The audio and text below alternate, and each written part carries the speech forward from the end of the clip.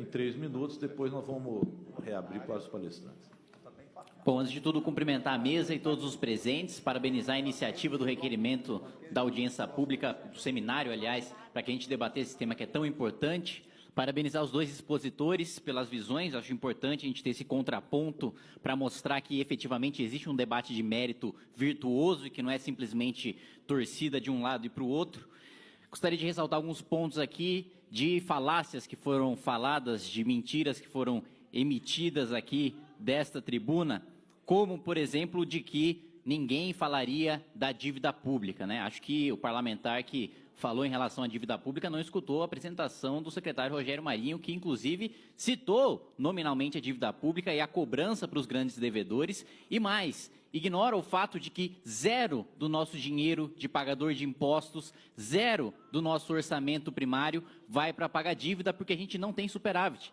Só seria dinheiro, só pagaríamos a dívida se nós não a rolássemos, se nós não trocássemos dívida antiga por dívida nova. Isso é simples, isso é economia básica que todo parlamentar que maneja e é responsável pelo orçamento do país deveria saber. E o outro ponto é de que os mais pobres seriam os mais prejudicados. Vamos parar para analisar especificamente o que acontece com os mais pobres. A alíquota diminui, continua vinculado ao salário mínimo, recebendo absolutamente a mesma coisa. Aqueles hoje,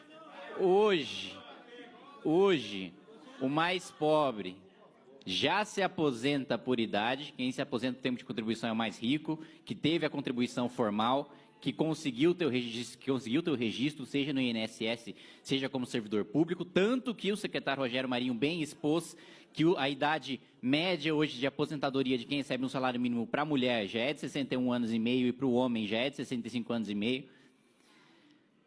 Outro ponto é de que os discursos, né, de que não combate privilégios, né, na verdade é uma farsa, a história dos privilégios é só uma historinha para tentar aprovar a reforma previdenciária.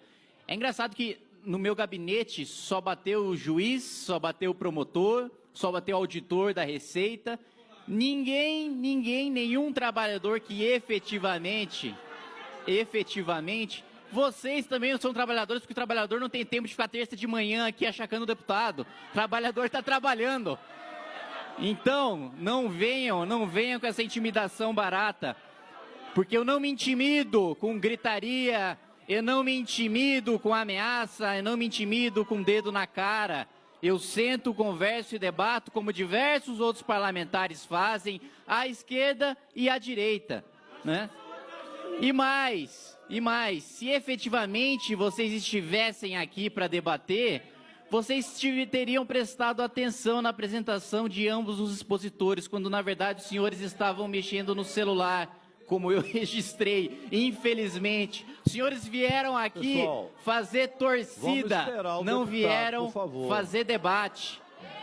Se tivessem vindo debater, me escutariam. Presidente, eu só gostaria que garantisse. Eu vou pedir, pessoal, não, eu vou pedir aos nossos colegas que aguardem a intervenção do deputado.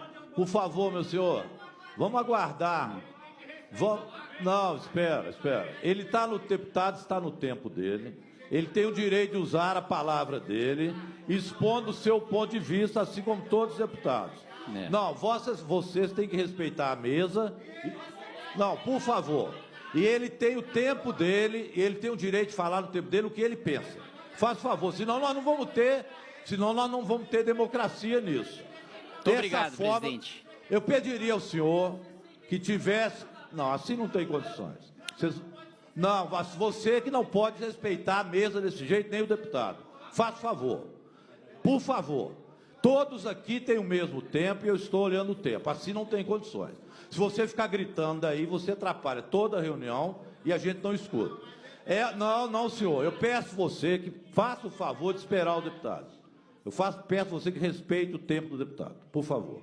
Vivi para então, petista dando bronca em sindicalista. Nós vamos escutar o deputado. Ele tem... Não. Calma. Por favor. Escutem, por favor. a autoridade do partido dos senhores. Por Vocês favor, vão respeitem poder a se mesa. manifestar ao final. Por Isso. favor, Kim. Por favor, gente. Não interessa o que o deputado está fazendo. Vocês têm que escutar ele agora. Então, deixe ele falar e depois dele, outros falarão. Então, vamos escutar o que o deputado tem a falar e, posteriormente, nós passaremos a palavra aos palestrantes e vocês também terão direito a falar. Ele foi o único deputado a falar com um ponto de vista diferente. Então, vamos escutá-lo, gostando ou não, para que a gente caminhe com a reunião. Se vocês não deixarem o deputado falar, a reunião não anda. Talvez isso não interesse a nosso seminário, que a reunião não ande. Então, vocês têm que compreender que, para a reunião andar, o deputado tem que ser respeitado no seu tempo. Fale ele o que ele pensa, por favor. Então, vamos esperar o deputado. Depois disso, vocês se manifestem e outros poderão se manifestar. Ok? Muito obrigado, deputado, presidente. Kim, por favor. Só para concluir. Colocado, então, que do BPC, que a contribuição para os mais pobres diminui, que continua a vinculação do salário mínimo e que, por outro lado, pelo lado de nós, deputados, de senadores, de juízes, de promotores, de servidores públicos federais, a contribuição aumenta. E a reforma acaba com o regime especial dos parlamentares. É absolutamente coerente com o discurso de combate a privilégios. A defesa que se faz, a suposta defesa que se faz sobre BPC ou aposentadoria rural, que são dois pontos que já são pacíficos, já que a Casa não vai alterar, não passa meramente de utilizar os mais pobres como escudo para defender os próprios privilégios. E essa é uma das piores canalices que se pode fazer. Utilizar uma procuração que não existe para falar em nome daqueles que, como bem colocado pelo secretário Rogério Marinho, não tem dinheiro, não tem tempo de vir aqui para Brasília para ficar fazendo lobby o dia inteiro ou de ficar fazendo militância partidária ou militância sindical. Portanto, para todos esses que dizem quererem debater, mas demonstram o espírito fascista ao fechar os ouvidos aos seus opositores,